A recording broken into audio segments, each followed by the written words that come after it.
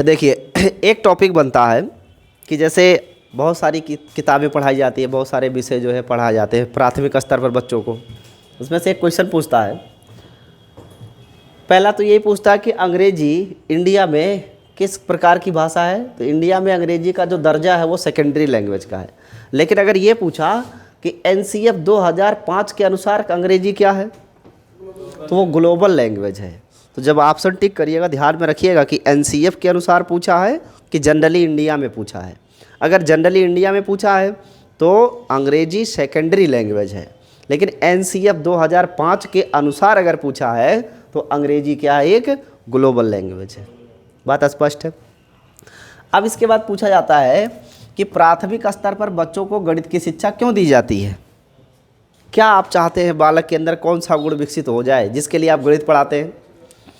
तो गणित की शिक्षा प्रारंभिक स्तर पर इसलिए दी जाती है जिससे बच्चों के अंदर आंकिक क्षमता का विकास हो, उनके लिए तार्किक सोच डेवलप हो, और सबसे बड़ी चीज़ क्या, समस्या समाधान की योग्यता का विकास हो उनके अंदर। कोई समस्या अगर बालक के सामने आती है तो आने वाले समय में तो जीवन भर समस्याएं ही आनी है ना। उन समस्याओं का समाधान करने की योग्यता उस बालक के अंदर विकसित हो जाए, उसके अंदर तार्किक चिंतन पर प्रारंभ हो। इन सभी गुणों को विकसित करने के लिए ही गणित की शिक्षा प्राथमिक स्तर पर बालक को दी जाती है। एग्जाम में आएगा ये कि गणित की शिक्षा दी जाती है या गणित शिक्षण का उद्देश्य है। 4 ऑप्शन दिया रहेगा, उसमें से एक ऑप्शन ये भी रहेगा समस्या समाधान की योग्यता का विकास होना, और अन्य 3 ऑप्शन रहेंगे। तो आप ध्यान में रखेंगे कि गणित शिक्षण इसलिए किया जाता है इससे आंकिक क्षमता में विकसित हो, बच्चों के अंदर तार्किक सोच डेवलप हो, और समस्या समाधान की योग्यता का बालक के अंदर विकास हो। दूसरा क्वेश्चन पूछा जा सकता है कि विज्ञान का शिक्षा क्यों दी जाती है। प्राथमिक स्तर पर बालक को विज्ञान की शिक्षा क्यों दी जाती है, जिससे कि बालक के अंदर निरीक्षण का गुण क्या हो, विकसित हो, चीज़ों को अच्छे से समझने लगे, देखने का प्रयास करे, समझने का प्रयास करे, उसके अंदर परिकल्पना निर्माण करने की योग्यता का विकास हो, इमेजिनेशन पावर उसका डेवलप हो। नेक्स्ट, निष्कर्ष अंधविश्वास और कुरीतियों का क्या हो, अंत है।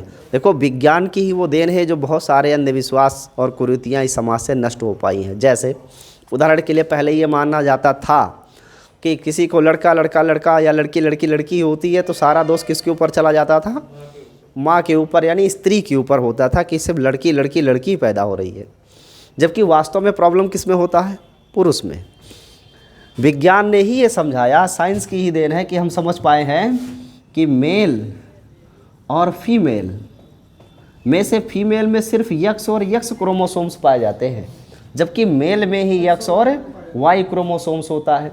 इसमें से जब मेल का यक्स और फीमेल का यक्स मिलता है तो क्या बनती है, गर्ल, और जब मेल का वाई और फीमेल का एक्स होता है तो क्या होता है, बॉय। यानी जो बालक का जेंडर है, लड़के का जो जेंडर है, बच्चे का जो जेंडर है, लिंग निर्धारण, वो फीमेल के अनुसार नहीं होता। लिंग निर्धारण किसके अनुसार हो रहा है, मेल के अनुसार हो रहा है। तो अभी तक हम यही मानते थे, पहले जब तक विज्ञान ने ये प्रूव नहीं कर दिया तब तक यही मानते थे ना कि इसमें महिला का ही दोष है, इसीलिए सिर्फ लड़की लड़की लड़की हो रही है। लेकिन साइंस ने इसको, इस धारणा को क्या किया, पूर्णतया बदल दिया है। इसमें दोष किसका है, पुरुष का है, इसीलिए उसके पास लड़की लड़की लड़की एंड लड़की ही आ रही है। तो ये एक तरीके के अंधविश्वास को दूर करने में कौन सहायता किया है, साइंस ने ही तो दूर किया है। विज्ञान ने और बहुत सारे अंधविश्वास और कुरीतियों को जड़ से खत्म करने का प्रयास किया है, और किया भी है, और आने वाले समय में वो कर भी रहा है। तो अंधविश्वास और कुरीतियों का क्या किया, अंत विज्ञान शिक्षण के माध्यम से हो सकता है, और हुआ भी है। गरीबी और अज्ञानता को दूर करना भी इसका एक उद्देश्य है। ये एग्जाम में गरीबी शब्द याद रखिएगा। विज्ञान शिक्षण का उद्देश्य गरीबी उन्मूलन भी है। अगर ये है तो वो ऑप्शन भी क्या रहेगा, सही रहेगा। गरीबी उन्मूलन कैसे किया जा सकता है, जब आप साइंटिफिक टेम्परामेंट के होंगे, आपके अंदर परिकल्पनाशीलता अच्छी विकसित होगी, तो वो बालक फ्यूचर में चल के अपना कोई ना कोई रास्ता जरूर ढूंढ लेगा जिससे उसकी गरीबी क्या हो, दूर। और साइंस में ही वो ताकत है जो ये कर सकती है, बाकी और किसी में ताकत नहीं है। नेक्स्ट है सामाजिक शिक्षण। प्राथमिक स्तर पर सामाजिक शिक्षण का क्या उद्देश्य है, बच्चों को प्राथमिक स्तर पर सामाजिक शिक्षा क्यों दी जाती है, जिससे कि आने वाले समय में सामाजिक स्थितियों को बालक समझने में क्या हो, सक्षम हो। तो सामाजिक गतिविधियों, सामाजिक व्यवस्था को समझने में बालक सक्षम हो, इसके लिए सामाजिक शिक्षा दी जाती है। नेक्स्ट है, कंप्यूटर की शिक्षा क्यों दी जाती है?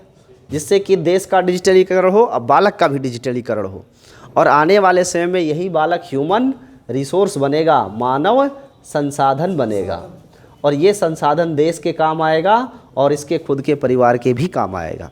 तो मानव को एज ए रिसोर्स यूज़ करना है, बनाना है, ह्यूमन रिसोर्स, और डिजिटलीकरण करना तो अनिवार्य है। तो एग्जाम में यही दो ऑप्शन आते हैं ज़्यादातर कि कंप्यूटर शिक्षण का क्या उद्देश्य है, डिजिटलीकरण करना या ह्यूमन रिसोर्स बनाना, मानव संसाधन। कला की शिक्षा क्यों दी जाती है? जिससे बालक के अंदर कौन से गुण का विकास हो, सृजनात्मकता का विकास हो, बालक के अंदर सृजनात्मक गुणों का विकास हो, उसकी सृजन शक्ति विकसित हो। जब वो अपने हिसाब से ड्राइंग करेगा, पेंटिंग करेगा, नई नई चीज़ें बनाएगा, तो अपने जितने भी कलात्मक प्रवृत्ति है उसका उपयोग करने का प्रयास करेगा, उसकी सृजनात्मकता में क्या होगा, विकास। सौंदर्य अनुभूति हो उसको, सुंदरता का महत्व वो समझे। बिना कला शिक्षा के जीवन, बिना कला के याद रखिएगा हमेशा मशीन की तरह है।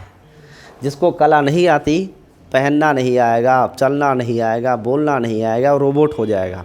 इसीलिए सुंदरता के प्रति लगाव होना चाहिए, और ये सृजनात्मकता और सुंदरता में घोर संबंध है। कला शिक्षण इसीलिए प्राथमिक स्तर पर बच्चों को करवाया जाता है, जिससे अंदर मुख्य शब्द जो है वो सृजनात्मकता की, कला शिक्षण का मुख्य उद्देश्य सृजनात्मकता का विकास है। शारीरिक शिक्षा क्यों दी जाती है?